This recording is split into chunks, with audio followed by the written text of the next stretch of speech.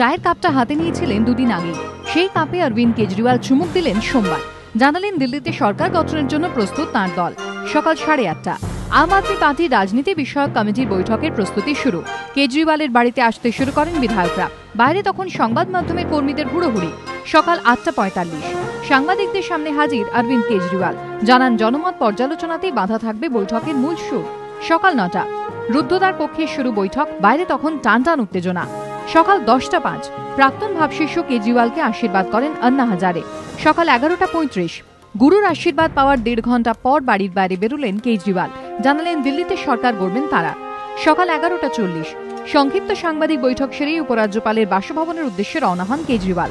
সকাল 11:50 প্রাক্তন মুখ্যমন্ত্রী শীলা দীক্ষিত জানান শর্ত সাপেক্ষে আপকে বাইরে থেকে সমর্থন করেছেন তারা।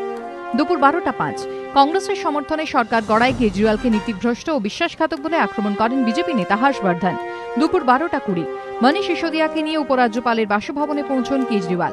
দুপুর 12:50 35 মিনিট পর বাইরে আসেন কেজরিওয়াল। উপরাজ্যপালের বাসভবন থেকে বেরিয়ে দলের জয়ী বিধায়কদের পরিষদীয় কর্মশালায় যোগ দেন রাজধানীর ভাবী মুখ্যমন্ত্রী। এবিপি আনন্দ।